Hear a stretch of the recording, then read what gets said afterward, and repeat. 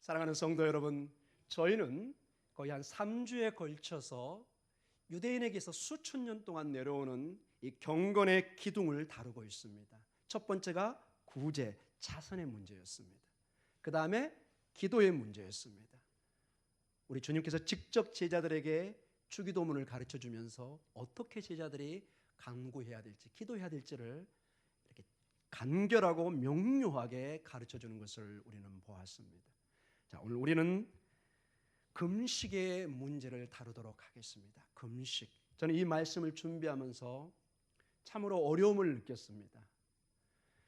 지금 우리 사회는 옛날과 같지 않고 음식이 없어서 힘든 것이 아니라 너무 많아서 힘듭니다.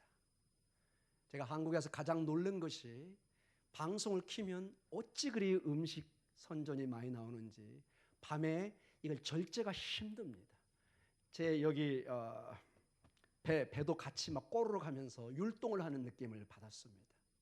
그 음식을 먹지 않고는 견딜 수 없는 그런 유혹이 방송과 특별히 TV에 나오는 것을 보게 됩니다.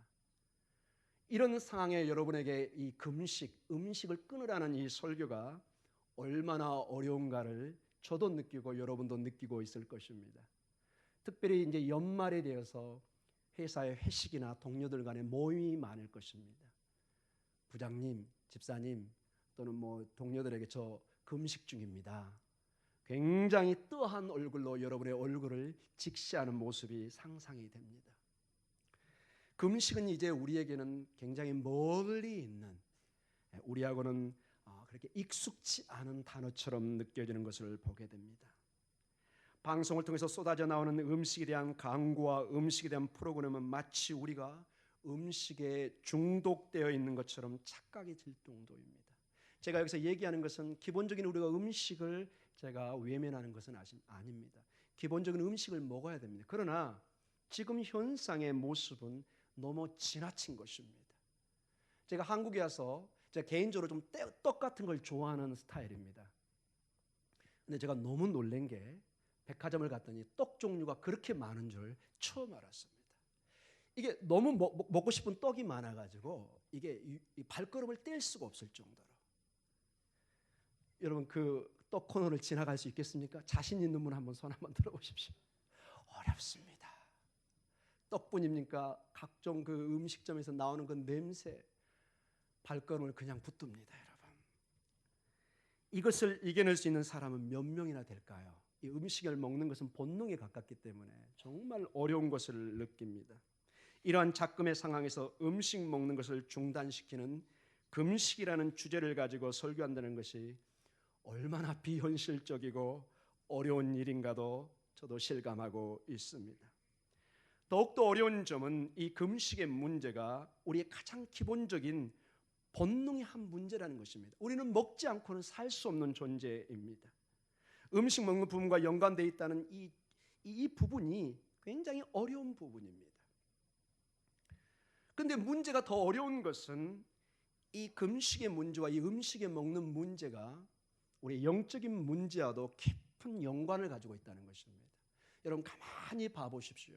음식을 먹고 안 먹는 그 차원이 내 생존의 문제가 아니라 굉장히 영적인 문제인 것을 여러분 직시할 수 있을 것입니다. 그런 문제를 오늘 이 본문을 약간은 넘어서 금식의 문제를 조금 다양하게 다루도록 하겠습니다.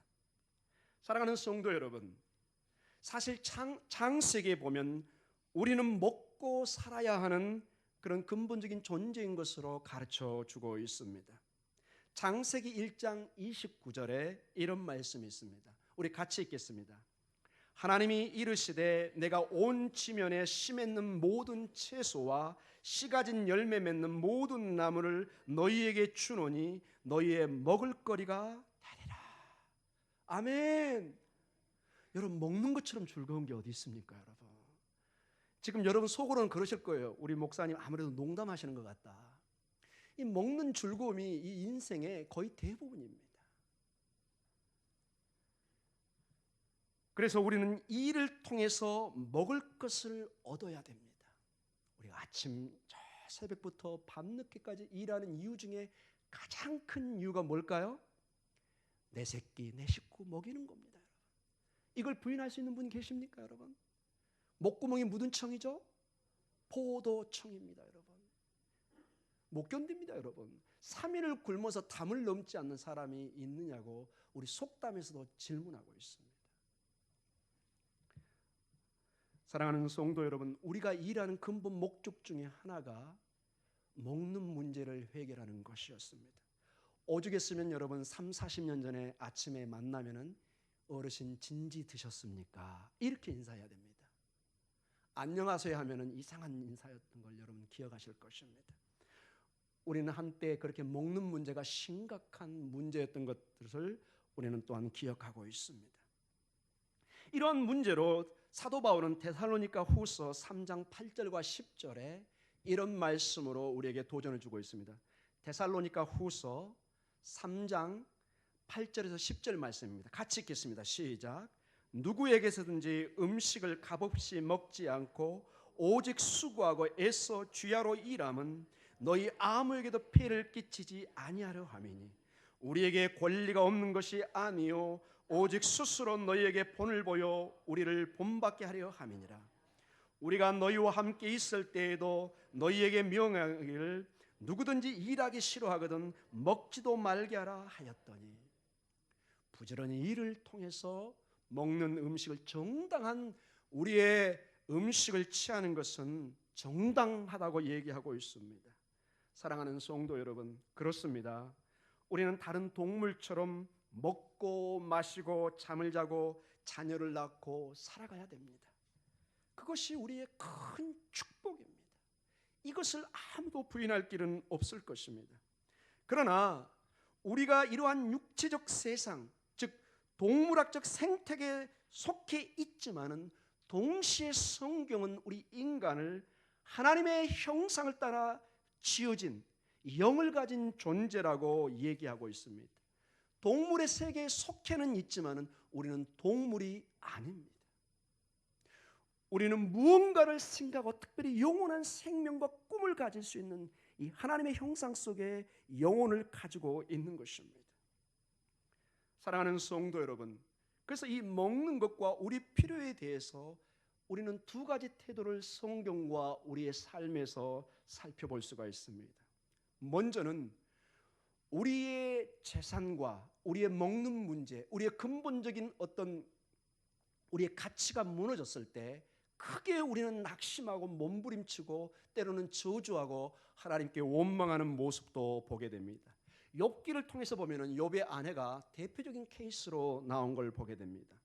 욥이 그의 부와 건강과 그리고 자녀들을 잃어버렸을 때 그의 아내는 다음과 같이 저주를 쏟으며 말을 합니다. 욥기 2장 9절입니다. 우리 같이 보겠습니다. 욥기 2장 9절 같이 읽겠습니다. 시작. 그의 아내가 그에게 이르되 당신이 그래도 자기의 온전함을 굳게 지키느냐 하나님을 욕하고 죽으라. 이 원문에는 하나님을 저주하고 죽으라고 얘기합니다. 당신이 우리가 지금까지 믿었던 하나님이 고작 이런 하나님이십니까? 하나님 왜 이러십니까? 왜 우리 가정에 이런 어려움을 주십니까? 그 수많은 나날의 신앙이 있지만은 어떤 분들은 하나님을 저주하고 교회를 떠나는 분도 있는 것을 보게 됩니다. 오늘 어떻게 해야 되겠습니까?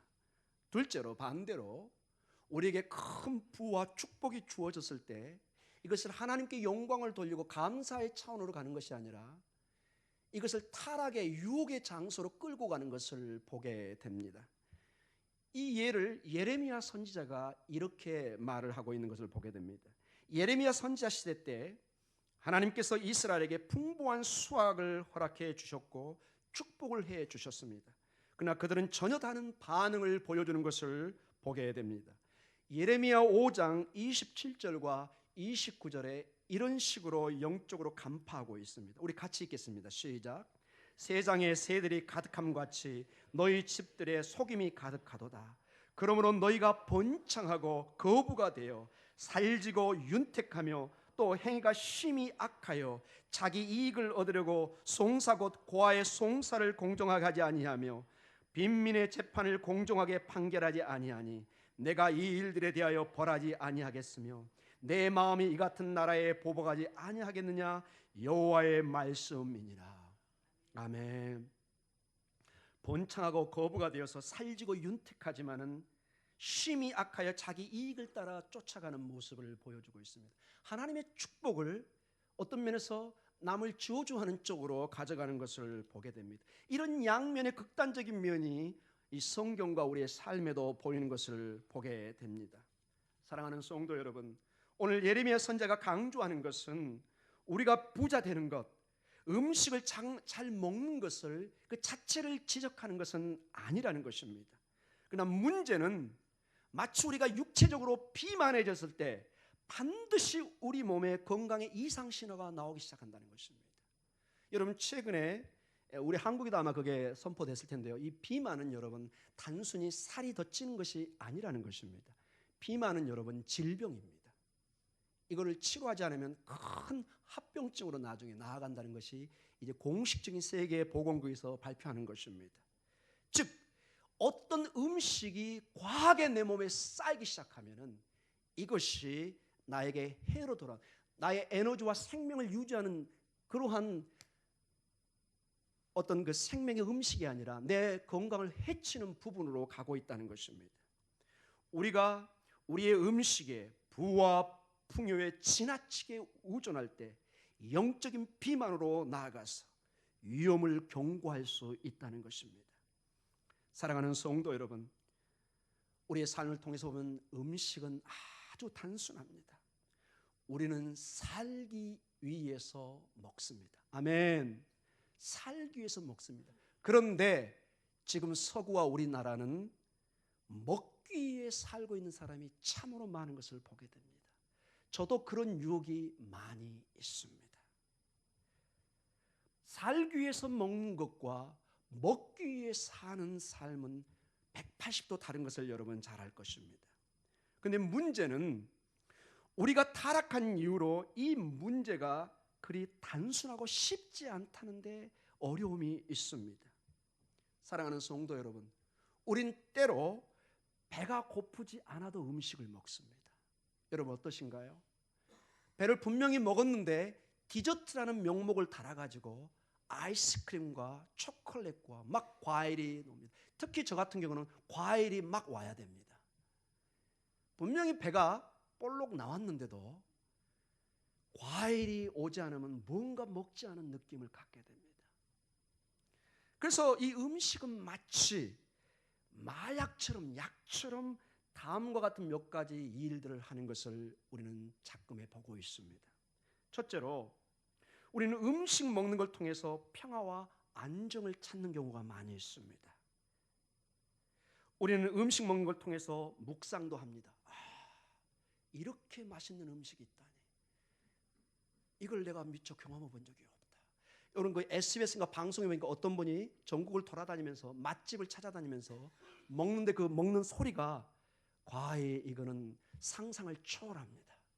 여러분 거기서 보면 다 막 그 화면으로 빨려 들을 것 같이 호로록 먹습니다. 세상에 깜짝 놀랐습니다. 얼마나 맛있게 먹는지 음식을 통해서 막 묵상을 하기 시작합니다. 때로는 화를 삭히기도 합니다. 하면서 막 먹으면서 화를 삭힙니다. 또는 외로움과 우울한 마음을 달리면 이게 좀 어려운 문제입니다. 우울증이 있다든 여러 가지 어려움이 있을 때 음식을 통해서 막 자기 배를 채우는 거식증 환자들이 있는 것을 보게 됩니다. 대표적으로 여러분 지금 미국에서 가장 그 여성 중에 리더 중에 하나가 오프라 윈프리라는 여인이 계시는데요. 여자분 지도자가 있는데 세계에 가장 영향력 있는 여자 중에 한 분입니다. 근데 이분이 직접 본인이 고백을 했습니다. 본인이 한 60kg로 빠졌다가 100kg로 올라가고, 이분이 그 화려한 방송 생활을 하면서 집에 돌아오면 견디질 못합니다. 냉장고를 여러 개 두면서 그거를 순간적으로 다 먹어버립니다. 그리고 후회하고 다시 훈련하고, 이런 것이 작금의 우리의 모습 중에 하나인 것을 보게 됩니다. 그래서 우리는 음식 먹는 걸 통해서 위로와 평화를 얻습니다.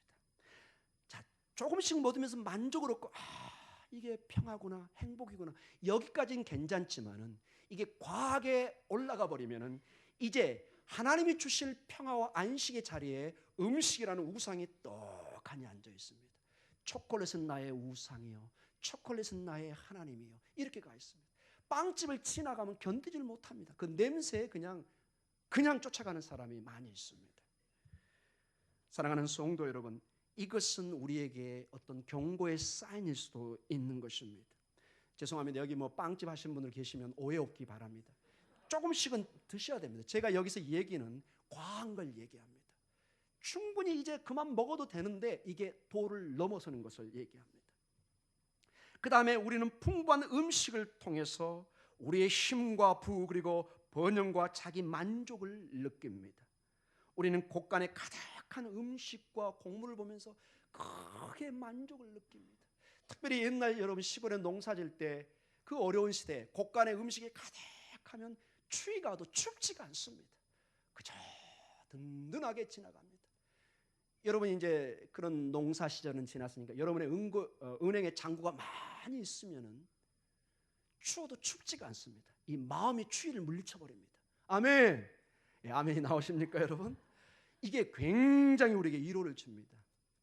제가 그 경험이 있습니다. 이스라엘에서 제가 큰 돈을 한번 잊어버렸는데 그 돈이 잊어버리기 전에는 아이스크림 하나 제가 사 먹지 않고 돈을 아꼈었는데 지나가면서도 나는 1,000개도 더 사 먹을 수 있어 이렇게 하면서 마음의 위로를 가졌다. 그런 아주 그 돈의 힘을 제가 한번 느껴본 적이 있습니다. 자 보아라, 이렇게 풍부한 음식과 곡식이 곳간에 가득한데 무엇이 부족했어? 내가 하나님을 의지한단 말인가? 내가 여기 충분히 먹을 게 있는데 이런 식으로 착각을 한다는 것입니다. 여러분 안 그럴 것 같죠? 성경 본문에 제가 그 유혹을 말씀해 주도록 하겠습니다. 성경은 다음과 같은 경고를 주고 있습니다. 누가복음 12장 16절과 21절에 이런 아주 특이한 비유가 나옵니다. 우리 같이 한번 읽어보도록 하겠습니다. 시작. 또 비유로 그들에게 말하여 이르시되 한 부자가 그 밭에 소출이 풍성하며 심중에 생각하여 이르되 내가 곡식 쌓아둘 것이 없으니 어찌할까 하고 또 이르되 내가 이렇게 하리라 내 곡간을 헐고 더 크게 짓고 내 모든 곡식과 물건을 거기 쌓아두리라. 또 내가 내 영혼에게 이르되 영혼아 여러 해 쓸 물건을 많이 쌓아두었으니 평안히 쉬고 먹고 마시고 즐거워하자 하리라 하되 하나님은 이르시되 어리석은 자여 오늘 밤에 내 영혼을 도로 찾으리니 그러면 내 준비한 것이 누구의 것이 되겠느냐 하셨으니 자기를 위하여 재물을 쌓아두고 하나님께 대하여 부여하지 못한 자가 이와 같으니라. 아멘. 여러분 부를 쌓는 거 열심히 일하는 거 이건 하나님의 축복입니다. 아멘. 그러나 그 자리에 어느 순간에 하나님 대신에 그 부가 올라와 있으면 이런 농부의 고백이 나올 수밖에 없다는 것입니다. 겉으로는 안 하지만은 분명히 마음에 그것이 있다는 것입니다. 그리고 주님이 어리석은 자라고 칭한다고 오늘 본문에 얘기해주고 있습니다. 사랑하는 성도 여러분, 그래서 우리의 음식에 대한 강박증, 부에 대한 강박증, 지나친 관심과 의존은 그 음식과 부가 우상의 자리로 갈 수도 있다는 것을 명심해야 됩니다. 이 경계선이 굉장히 모호하고 어렵습니다. 도대체 어느 기준이 부인지 잘 이해가 안 될 때가 있습니다. 최근에 여러분 깜짝 놀랄 미국의 젊은 가정의 예를 보셨을 것입니다. 주크버그, 이 페이스북을 만든 이 사람이 이번에 딸인가요 아들인가요? 자녀를 낳습니다. 근데 자기 전 재산의 99%를 사회에 환원한다고 딸의 선물로, 딸이 아마 몹시 실망했을 겁니다. 나중에 자라면 딸의 선물이라고 했는데 이걸 사회에 환원시켜버렸습니다. 이 젊은 친구는 부의 순기능과 역기능을 정확히 알고 있는 아주 젊은 사람이지만 제가 깜짝 놀랐습니다. 여러분 그 돈이요 상상을 초월하는 돈입니다. 여러분이요 맨발로 미국까지 뛰어갈 수 있는 돈입니다. 50조가 넘습니다. 여러분 거짓말 같죠? 진짜로 미국에 50조를 저금해 놓고 여러분 뛰어가라고 그러면 갈까요 안 갈까요? 제가 먼저 갑니다. 제가 먼저 갑니다. 여러분 50조가 넘는다니까요. 여러분 이게 여러분 보통 유혹이 아닙니다. 그러나 이것이 하나님 대신 올 때는 무서운 결과를 가져요. 여러분 50조를 갖지만은 오늘 이 농부처럼 내가 오늘 저녁 네 영혼을 걷어가면 무슨 소용이 있습니까? 50조는 여러분 종이조가 아닌 것입니다. 50조는 절대로 천국을 들어가는데 이 비용으로 쓸 수 있는 돈이 아닙니다. 그래서 미국의 존 파이프라는 신학자의 목사님이 이렇게 우리에게 경고를 하고 있는 내용을 제가 보았습니다. 하나님을 사랑하는 데 있어서 가장 큰 적은 사탄이나 원수가 아니라 바로 사탄이 주는 선물이다. 가장 위험한 선물은 이 땅을 사랑하는 식욕이다. 이 식욕이 하나님을 사랑하는 식욕과 대치될 때 이 우상은 위험하기가 거의 치료가 불가능하다고 얘기합니다. 여러분, 이 식욕과 이 물욕과 물질에 가득 찬 사람들 대화가 안 되는 걸 여러분 아시죠? 전혀 대화가 안 됩니다. 그 순간은요, 이게 만몬신에 잡히면은 전혀 대화가 안 들립니다, 여러분. 거기에 그냥 몰두하는 것을 보게 됩니다. 그래서 주님은 이 네 가지 땅에 떨어진 씨를 비유하면서 결실하지 못하는 씨를 설명하면서 다음과 같이 예를 듭니다. 누가복음 8장 14절의 말씀입니다. 우리 같이 보겠습니다. 누가복음 8장 14절 시작. 가시떨기에 떨어졌다는 것은 말씀을 들은 자이나 지내는 중 인생의 염려와 재물과 향락의 기운이 막혀 온전히 결실하지 못하는 자요.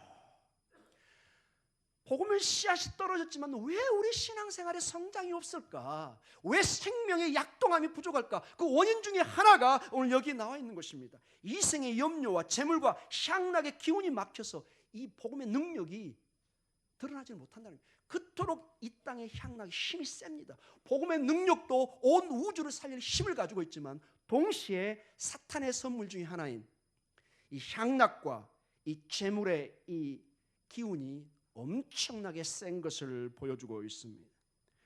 마가복음에는 이 동일한 내용을 조금 다르게 표현하고 있습니다. 마가복음 4장 19절을 같이 읽겠습니다. 시작. 세상의 염려와 재물의 유혹과 기타 욕심이 들어와 말씀을 막아 결실하지 못하게 한다. 생각보다 힘이 센 것을 보여주고 있습니다. 우리가 말은 안 하지만 여러분과 저는 이 힘의 능력을 잘 알고 있습니다. 세상에 이러한 유혹과 재물과 염려가 얼마나 우리의 신앙을 넘어뜨릴 수 있다는 것을 너무 잘 알고 있습니다. 자, 사랑하는 성도 여러분, 자, 이러한 것을 절제하고 금식을 해야 되는 이유가 무엇일까요, 여러분? 이토록 강한 유혹들을 절제할 수 있는 방법이 금식이라는 것입니다. 성경상 금식의 이유와 또 우리 개인적인 금식의 이유를 한번 살펴보면서 오늘 설교를 마쳐가도록 하겠습니다. 성경에서는 먼저 이 금식하는 이유를 자신을 낮추는 표현으로서 그리고 자신의 죄에 대한 슬픔의 표시로서 금식을 하는 모습을 보여주고 있습니다. 레위기 16장 29절과 31절을 같이 읽도록 하겠습니다. 시작. 너희는 영원히 이 규례를 지킬지니라. 일곱째 달 곧 그 달 10일에 너희는 스스로 괴롭게 하고 즉 금식하고 아무 일도 하지 말되 본토인이든지 너희 중에 거류하는 거류민이든지 그리하라. 이날에 너희를 위하여 속죄하여 너희를 정결하게 하리니 너희의 모든 죄에서 너희가 여호와 앞에 정결하리라. 이는 너희에게 안식일 중에 안식일인즉 너희는 스스로 괴롭게 할지니 즉 금식할지니 영원히 지킬 규례니라.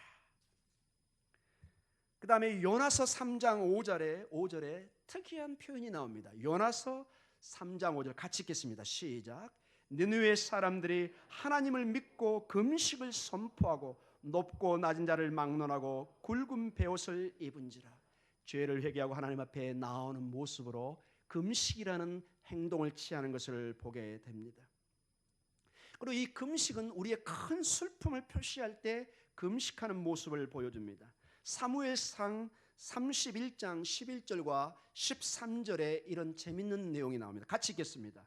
길르앗 야베스 주민들이 블레셋 사람들이 사울에게 행한 일을 듣고 모든 장사들이 일어나 밤새도록 달려가서 사울의 시체와 그의 아들들의 시체를 벳산 성벽에서 내려가지고 야베스에 돌아가서 거기서 불사르고 그의 뼈를 가져다가 야베스 에셀 나무 아래에 장사고 7일 동안 금식하였더라.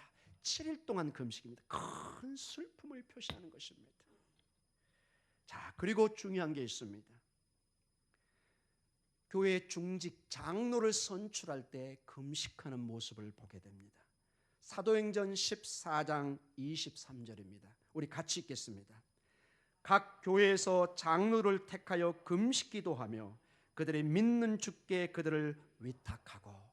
이 말씀을 준비하면서 우리 교회를 생각해 보았습니다. 앞으로 우리 교회는 중직들을 뽑아야 되고 여러 가지 중요한 결정들을 해야 됩니다. 어떻게 해야 될까요, 여러분? 가장 중요한 자세가 뭘까요, 여러분? 선거를 해야 됩니까? 광고를 해야 됩니까? 어떤 자세가 가장 중요할까요? 오늘 이 본문에 성경이 한 예를 보여주고 있습니다. 우리 교회는 금식해야 됩니다. 아멘. 아멘 소리가 별로 나오지가 않습니다. 아멘. 금식하셔야 됩니다. 이게 성경의 방법입니다. 이 우리의 중직이, 우리의 이 직분이 얼마나 하나님 앞에 엄숙하고 중요한 일인가를 스스로 우리가 보여줘야 되는 것입니다. 여기 제가 말씀을 준비하면서 깜짝 놀랐습니다. 교회가 첫 교회의 시작이 금식을 통해서 이 중직들을 선택을 했습니다. 동시에 선교사님들을 파송할 때 금식한 모습을 보여주고 있습니다. 사도행전 13장 1절과 3절에 이런 말씀이 있습니다. 같이 읽겠습니다. 안디옥 교회의 선지자들과 교사들이 있으니 곧 바나바와 니게르라 하는 시므온과 구레네 사람 루기오와 분봉한 헤롯의 젖동생 마나엔과 및 사울이라. 주를 섬겨 금식할 때 성령이 이르시되 내가 불로 시키는 일을 위하여 바나바와 사울을 따로 세우라 하시니 이에 금식하며 기도하고 두 사람에게 안수하여 보내니라. 아멘. 여기 보니까 금식하고 교회가 깨어 있으니까 주의 성령을 통해서 말씀하기 시작합니다. 주의 세밀한 음성을 듣기 시작합니다. 아멘. 우리 교회는 기도하고 금식을 통해서 주의 음성을 듣기를 기도합니다. 사랑하는 성도 여러분, 그러나 좀 더 나아가서 우리가 금식해야 되는 가장 중요한 이유가 몇 가지 되어 있습니다. 첫째로, 금식을 해야 되는 것은 하나님을 향해 굶주리는 마음을 우리가 보여주는 것입니다. 세상을 향한 우리의 갈망, 즉 굶주림을 줄여버리는 것입니다. 세상, 음식을 향한 우리의 그 본능적인 그 탐심을 금식을 통해서 한번 절제시키는 것입니다. 그리고 나는 동물이 아니고 하나님의 말씀으로 산다는 것을 금식을 통해서 선포하는 것입니다. 집에 있는 내 강아지에게 선포하는 것입니다. 너는 강아지고 나는 사람이고 영혼을 가진 나고 나는 금식할 수 있다는 걸 보여줘야 되는 것입니다. 사랑하는 성도 여러분, 이것은 본문 18절에 6장 18절에 나오는 하나님께서 갚으시는 상으로 나와 있습니다. 금식을 통한 하나님 아버지의 상은 하나님을 향해 배고픔과 목마름입니다. 왜냐하면 하나님을 향해 목마르고 배고파하는 자는 영적인 만족을 얻기 때문입니다. 그래서 청교도의 전통에는 이 금식을 우리의 영을 살찌게 하는 그러한 행위로 전통을 남겨놓고 있습니다. 사랑하는 성도 여러분, 둘째로 우리는 이 금식을 통해서 육신의 음식만으로 살지 않고 오직 하나님의 입에서 나오는 모든 말씀으로 사는 것을 몸소 보여주는 것입니다. 마태복음 4장 4절에 우리가 이미 봤지만 이런 말씀을 같이 읽겠습니다. 예수께서 대답하여 이르시되 기록되었으되 사람이 떡으로만 살 것이 아니요 하나님의 입으로부터 나오는 모든 말씀으로 살 것이라 하였느니라. 아멘.